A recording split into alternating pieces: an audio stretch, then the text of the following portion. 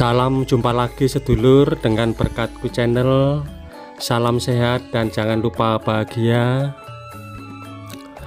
Pengadaan tanah jalan tol terus dilakukan di beberapa daerah seperti di Jawa Tengah dan daerah istimewa Yogyakarta.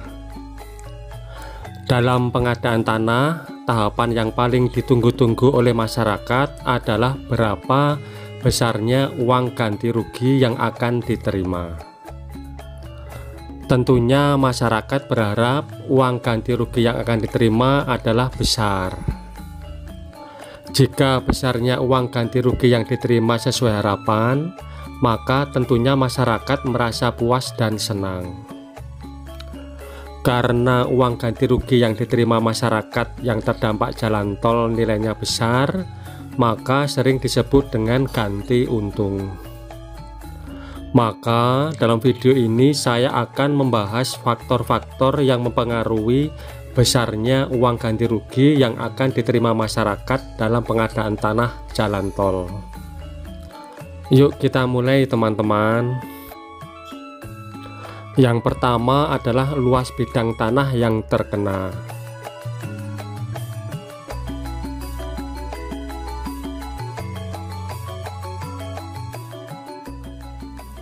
Sebagai contoh, bidang A luasnya adalah 1584 meter persegi, sedangkan bidang B seluas 737 meter persegi.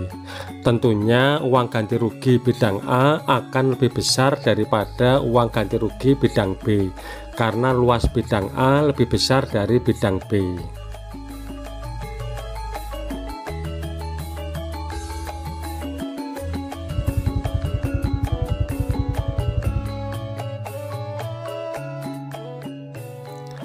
Jadi di sini semakin luas bidang tanah yang terkena, maka nilai uang ganti rugi juga semakin besar. Yang kedua, letak bidang tanah yang terkena.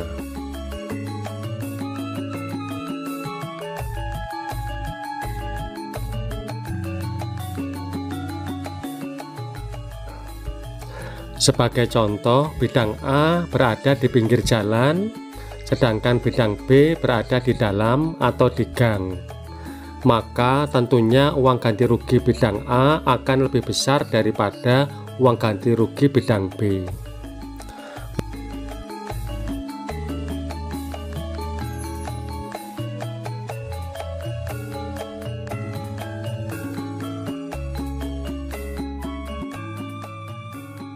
Jika letak tanah tidak mempunyai akses jalan sama sekali, tentunya nilai uang ganti rugi juga akan lebih kecil.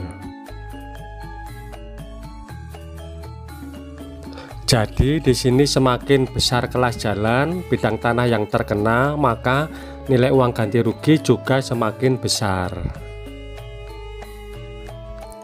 Kemudian yang ketiga, bangunan. Pada prinsipnya semakin luas atau besar bangunan, semakin bagus atau mewah bangunan yang terkena, maka tentunya nilai uang ganti rugi juga semakin besar. Karena luas bangunan akan dikalikan dengan nilai bangunan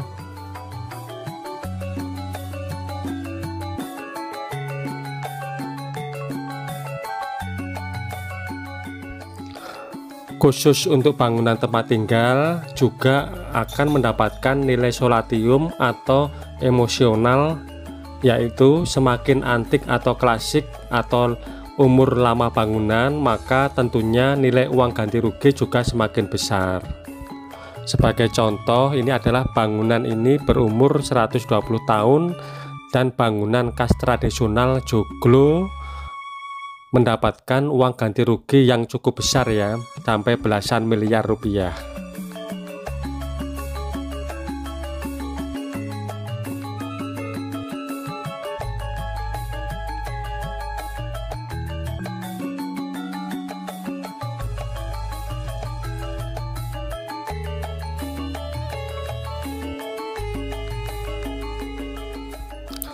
Kemudian juga ada komponen-komponen bangunan, yaitu semakin banyak komponen bangunan lainnya seperti sumur, pagar, septic tank, saluran, dan lain-lain, maka nilai uang ganti rugi juga semakin besar.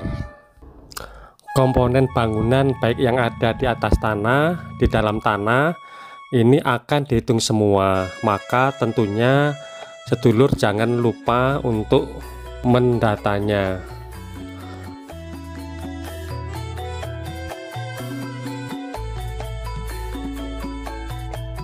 Keempat, jenis dan hasil usaha.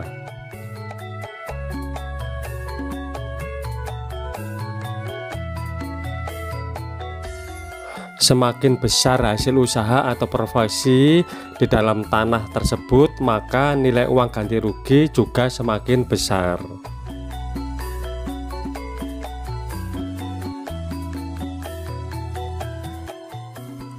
Sebagai contoh, profesi dokter tentu akan mendapatkan nilai uang ganti rugi semakin besar dibandingkan dengan bidan, contohnya.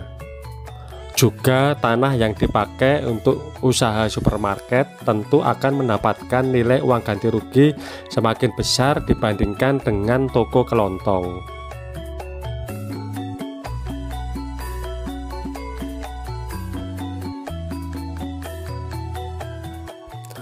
Kelima, jenis dan hasil tanaman.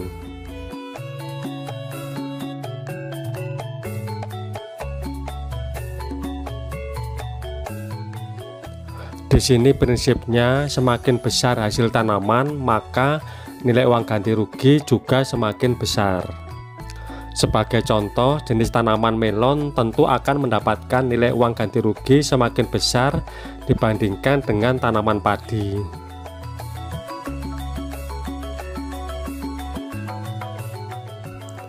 Contoh yang lain, semakin banyak tanaman atau pohon atau jenisnya dan besarnya, maka tentu akan mendapatkan nilai uang ganti rugi yang semakin besar.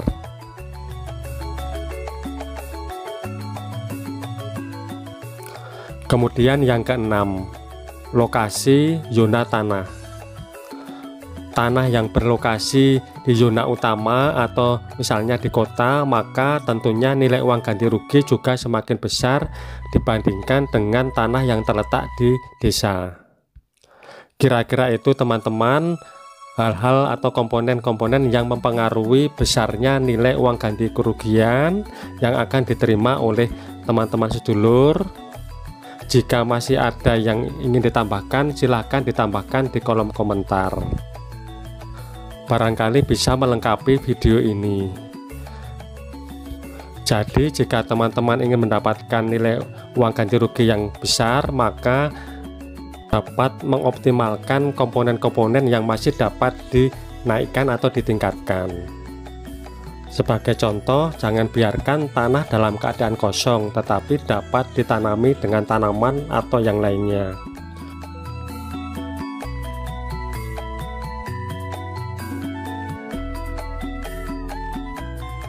Sekian dulu sedulur, mudah-mudahan informasi ini bermanfaat, dan jika ada kekurangan saya mohon maaf.